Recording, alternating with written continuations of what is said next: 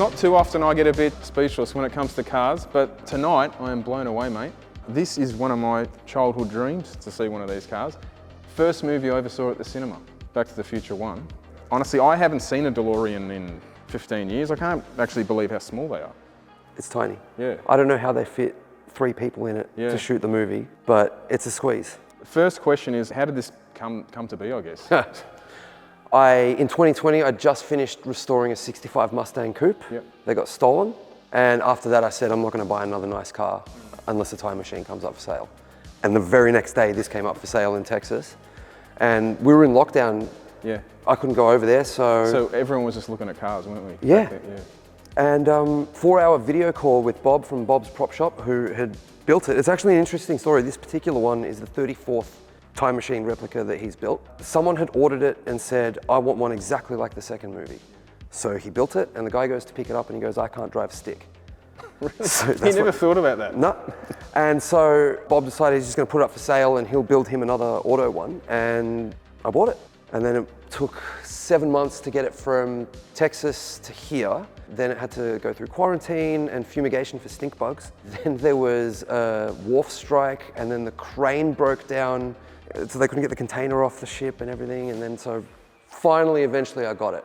And then it was 4.5 years of stripping it, rebuilding it, putting it back together. So he only does the prop side? He only, side of it. Yeah, so he just provided me a time machine as sort of like an art piece. Yeah. The car underneath was pretty rough mechanically.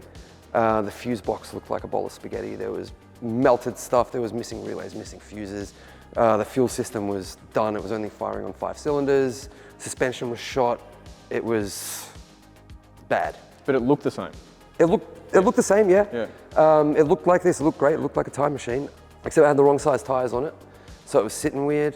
When we put it all back together, we took detailed notes of how it was first, and also close-up shots of the A car from the movie, and sort of changed bits and pieces to get it even more accurate. I added a lot of props as well. Were you open to, say, a movie, a part 1 car, or did you only want this one? Or? I only wanted part 2. Yeah. I wanted part 2 because that's the first movie I saw at the movies. Yeah, wow. When I was 5. And so this has been my dream car since I was 5 years old. And the beauty of the part 2 car is currently no one's making it. I don't know where to source the parts to make it myself, but if ever someone makes the 1955 circuitry, all I gotta do is strap that to the hood, get some white walls, and I've got the part 3 car. So you can't really do that with the part 1 car because all the stuff on the back's different with Mr. Fusion. True. I mean, you don't have to be into Back to the Future, but most people remember the Mr. Fusion. That's the thing they seem to remember, isn't it? I don't think there's a car you could drive on the road that would turn more heads, yeah? It spans such a long era, hasn't it, this movie? Well, I mean, it does. It really turns heads. People slow down. I see people in my rear view speeding up and then slow down right next to me with their phones hanging out. If I park up anywhere, it just gets, even at the servo, it just gets swarmed. My logic behind that is if I saw one, I'd freak out. Yeah. So I let anyone and everyone take photos of it, like let them enjoy it, because I've never seen a car make people smile like this does.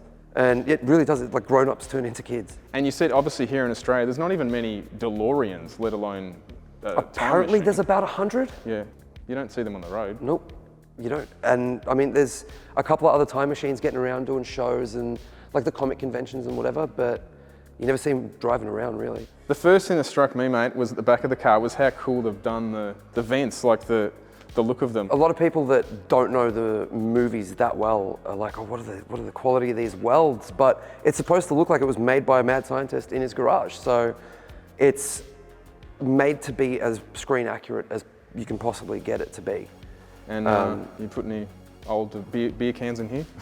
Old beer cans and banana peels, but right now there's nothing in there. But this is actually a coffee bean grinder, which is the same thing they used to make the actual Mr. Fusion in the movies. So these were what, a V6, is that right? A 2.7 litre V6 PRV, Peugeot, Renault, Volvo. So from memory, they used to just leak oil. Wasn't that half the problem? And catch fire. Yeah. Because they came with plastic fuel lines. Oh.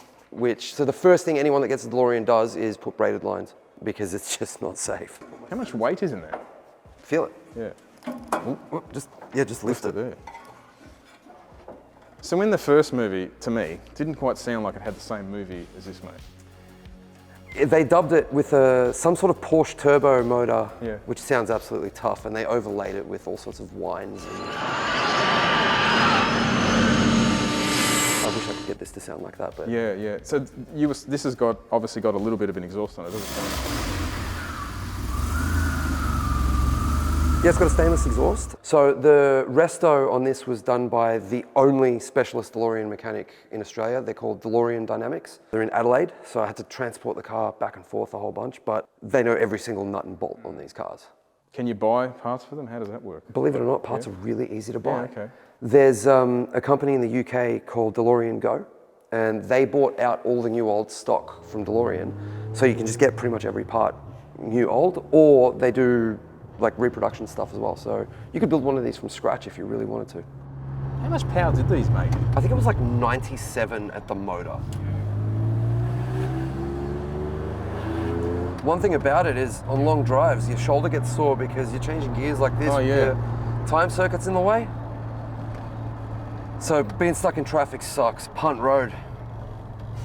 The first time I got stuck in traffic, I had to go to the physio the next day. It's obviously got no power steering. How's the... It does actually. Yeah, it does? Yeah, Oh, okay. Yeah, okay. no, it does. The turning circle's not great on a small car, which is weird, but Yeah, this thing feels, it's heavy, isn't it? it's heavy, Yeah. and the clutch is really heavy. So, like, you get a sore foot. One big thing about Back to the Future is a lot of the music and the movie score and obviously the sound. And you've got incorporated some of that into the build, yeah? Yes, that was done by Bob in Bob's prop shop. Apparently this one was his guinea pig for this little sound effects unit that runs independently of everything else. So when you open the doors, it plays the door opening noise from the movies, and the time circuits, plutonium chamber, flux capacitor, everything plays the sound effects as they should. That's pretty loud. Yeah. I've just noticed your key ring. Oh yeah, this is actually a present from my wife. It's the Nike mag and a busted DMC key. Yeah, so I think, is it Back to the Future 1? He sort of runs through... He does, at the Twin Pines Mall. You input your destination time on this keypad. First thing you do is time circuits on. And it all powers up. Flux capacitor's fluxing. And so I can put in any date I want, and this thing keeps accurate time. So I usually keep, as they say in the movie, this one tells you where you're going, this one tells you where you are, this one tells you where you were. And that keeps accurate time. That keeps accurate that's cool. time. So where do you want to go? I think we need to go back to when we started. Full boost. March 4th, 1997.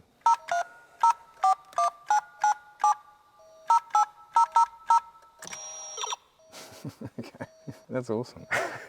So now we've got that, and this is my favorite feature of the car, which is one of Bob's prop shop's creations. Yeah. Is there is a GPS sender which controls this, but for some reason I can't get it to work in Australia. I need to replace it, but I can manually control the speed. So when this reaches 88 miles per hour, You're going to see some serious... you are. The flux capacitor is going to light up and play the sound effect, and then we'll travel through time and the time will update. So I'll let that happen.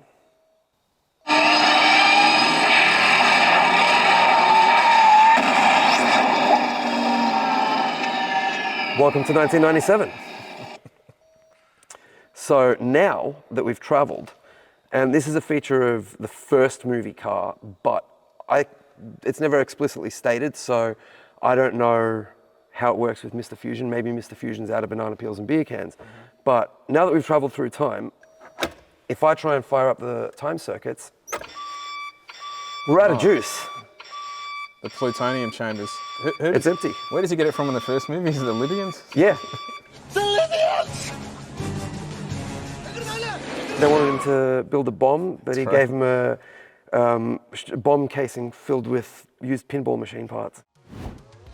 So being a 40-plus-year-old car, mate, there's obviously some things that you'd like to upgrade, but not ruin what it is. Yeah. Right. Yeah. So I had my good mate Sonny at Mile to Wild Car Audio fit a hidden Bluetooth head unit behind the seat. So I've got my tunes off that, and it's actually wired into Bob's sound effects unit. So if it's switched to Bluetooth, I can play tunes off my phone, switch to AUX, and you got the door opening noise coming through. Another thing is with this, there is no rear window anymore, so there's no visibility whatsoever. So I had the guys at DeLorean Dynamics fit a camera at the back just above my number plate, and my rear view mirror is just a screen that's always on, so I can actually see what's going on around me. And another good thing that Bob's prop shop did was they fitted a dual battery trickle charger to a charger port that is just there under the bumper. So I drive it home or at a show, plug it into the wall, don't have to worry about it. And this actually runs a second battery. There's a normal car battery for the car and another one for all the prop lighting and everything. Yep. The car was actually the last thing that I needed. I've been collecting Back to the Future stuff basically my whole life. What I've done is I've created in the front trunk is just this prop display. Great Scott! I've tried to stick with stuff that was in the car in the movies, not just general movie props. These are genuine, mate. Yep. Those are the original 2011 release of the Nike mag. That's pair number 150 out of 1,500. I was lucky enough to win one of the original charity auctions, except you had to be in the US. So one of my mates in Florida, shout out to Tony Madness, got a call from me saying, hey dude, you're gonna get a big box delivered to your house. I need you to forward it on to me. And he said, what is it? And I told him what it was. And he goes, the only condition is you can open it up and have a look. And I said, that's fine. So you said earlier they're rechargeable. Yep. There's a charger port at the back. Where is it? It's just in the corner, just. Oh, there. The main items everyone remembers is the shoes and obviously the hoverboard. These are from number 2. But the things that struck me was the pizza. That was like, Yep. Where on earth do you find something like that? I just found that randomly years ago before I even had the car. I think it was on eBay or Etsy or something. Hydrate level 4, please. Is it ready? And it's just, I think it's resin and it's just exactly like Yeah. the movie. And a keen movie nerd would notice that the layout that I've done here is that side is all part 1 and then this side is all part 2. Yeah. I really like that camcorder because now I'm showing my age. When we started fullBOOST, the things we were using, it didn't look that much better than that, did it? Well, that still works, so we can do a retro episode if you like. Was there anything here that was really like tricky to find that you were trying to get, or did it all like where'd you get the ooh la la from? There's just prop makers, I guess. That stuff's actually reasonably simple to come by. Biff's cane was challenging. The remote is made by a place called Doc's Prop Shop. He makes the official remotes for the Back to the Future musical. I don't have it yet, but I've actually got a radiation helmet coming from him, which is going to sit on my passenger seat. But the hardest was probably the Pepsi bottle was made by Pepsi. In 2015, I think it was, they had a competition for the biggest Back to the Future fans. It was show us your Back to the Future collection and 100 people would win it, and I happened to win one. The newspaper is an interesting one because that's an actual USA Today. When real life caught up with Future Day. October 21st, 2015 is the date. October 21st, 2015, USA Today released that paper for real, like just as a regular thing. So, and that was again US only. So my mate Tony got a big shipment of newspapers. So they were probably the hardest just because they're like official items. I haven't got it yet, but I found a working Iowa Walkman, which is the same one that Marty's got in part 1. Biff's Pleasure Palace. That's part. Pleasure Paradise. Paradise. That's part 2. So Biff's Pleasure Paradise. On this side, I've got the Pleasure Paradise. Yeah, that's why I. And the other one, the part 1 is Biff's Auto Detailing. One bit I have to know: is this actually a real sports almanac? It is. And if we go back in time, whether we can. But it's got all the real statistics in it, and I bet you $1 million UCLA wins at 19-17. And if you open that up, you won't be able to show it on YouTube. It's a real ooh la la. Ooh la la!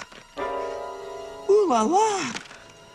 Do you remember this? McFly! You are terminated! Terminated, no! Thanks to the Future too. So what's the second bit? This is after. After the future changes, when he's not fired anymore. Yeah. Stuff like this, that was simple. I just found a PDF of it and printed it at out. Officeworks. Yeah. The cane's pretty cool. There's a bit of a story behind that. So you were saying earlier you essentially had to break that. Yeah, well actually, I've been after one for a long time, and my mate Peter over here found me one for one of my birthdays a couple of years ago, and it just got mucked around and it never came. Yeah. And I managed to find one recently, and when it came, it was a full-size cane. So I was pausing the second movie when they pull it out of the car to try and estimate how long it should be. You didn't want to keep it the full length. No, because it's meant to be broken, because Meant to be broken. old Biff breaks it when he gets out of the car. It's the top of Biff's cane. I mean, old Biff from the future. I estimated as close as I could and sawed into it a bit. And the thing that's always amazed me is he breaks the cane, he's somehow running around Yeah. with no cane. So For shows, I've got a custom cut piece of Perspex that sits on top of it, just to protect it all. the hoverboard, did you get that before you had the car? I did, because I have a regular one that's not autographed, but this one, it came up for sale. I think they were asking about $2,000, and I thought, I'm just gonna put in a stupid offer, and I offered them like $900 or something, and they accepted. So it's signed by Christopher Lloyd, Michael J. Fox, Leah Thompson, and Tom Wilson, so I've got the main four on it. But the car itself is also signed. This was arranged by Bob while the car was being built. The glove box and the visor were taken to a convention over in the US and autographed by Christopher Lloyd and Michael J. Fox, which is just awesome. I mean, that's what sets this car apart. Yeah. No one can ever guess what the most difficult part of this car to find was. And everyone thinks it's some component of the time machine stuff or one of the props or whatever, but it's actually the brass alarm clock, because it's an actual antique from the 50s, and I had to track it down. It was some old guy in Hungary had it for sale, and that was the single hardest part to get. So when Bob sells it, what does he do there when he doesn't have parts? Like the alarm clock, for example? Well, his cars, from what I understand, don't come with the alarm clock, but they'll come as a time machine with time machine mods, so all your circuitry and wiring and whatever. Is there anything else you're gonna do to the car, or? Just some better external. That is the biggest rabbit I've ever seen. That is a big rabbit. Dan just nearly ran into a rabbit. Anything else I'm going to do to the car, aside from adding more props to my trunk display, external speakers in the vents, because right now I've just got a Bluetooth speaker in there for my sound effects. I want a hardwired one. Will just be louder. I can see why you put that camera in. Yeah, like there's like you cannot see. nothing. And these tiny side mirrors don't really offer much. Another thing I want to do for shows is you can get tiny little projectors, tiny ones. I'm going to put them under the back of the car, behind the rear tires, and project flames on the floor at car shows. Oh yeah. Which I think will, like the two flame trails will look pretty cool. Yeah, that would be awesome. That's pretty much it. And I guess like when this motor finally gives out, Rajab, who built my VL, want me to put a Rexy motor in this. Everyone's like, oh, put an LS, but there's too much cutting, they're too big. Yeah, look, that would actually, hey, there's the rabbit. That thing is massive.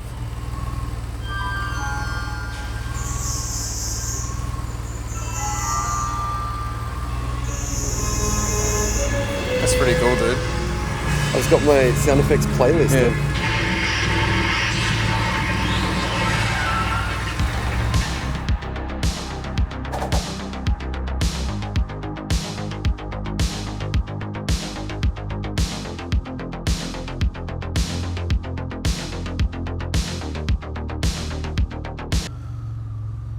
So when I'm driving, I usually, at night, I have those switched off. Yeah.